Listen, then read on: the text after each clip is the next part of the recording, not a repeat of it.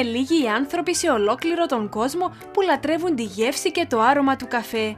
Ωστόσο, η Μαρία Αριστίδου έχει μια ιδιαίτερη σχέση μαζί του. Πιο συγκεκριμένα, βουτά κυριολεκτικά το πινέλο της στον κυπριακό καφέ και ζωγραφίζει. Μία τεχνική μας λέει που ανακάλυψε τυχαία όταν ένα φλιτζάνι κυπριακού καφέ χύθηκε σε ένα από τα σχέδιά της. Πειραματίστηκε μαζί του και το αποτέλεσμα εξέπληξε τους πάντες. Ο καφές δούλεψε, οπότε ο κόσμος το βρήκε πολύ εντυπωσιακό και συνέχισα γι' αυτό να το κάνω.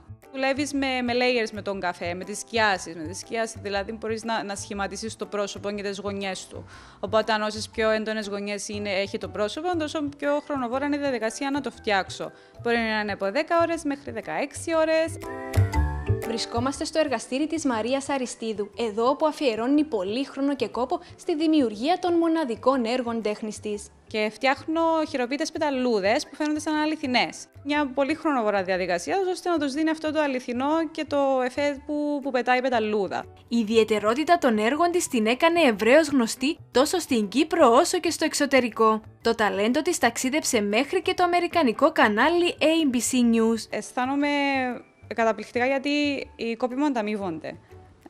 Όντως δουλεύω πάρα πολύ σκληρά για αυτό που κάνω. Η Μαρία Αριστίδου είναι πρέσβυρα του χρυσού καφέ του λαϊκού. Αισθάνεται ιδιαίτερη τιμή, μας λέει, για αυτή τη συνεργασία. Έχουμε έναν κοινό, αγαπούμε και οι δύο πάρα πολύ τον καφέ, τον καλό τον καφέ. Το ατελιέ της Μαρίας Αριστίδου βρίσκεται στη Λάρνακα, ενώ τα έργα της μπορεί κάποιος να τα δει και στα μέσα κοινωνικής δικτύωσης.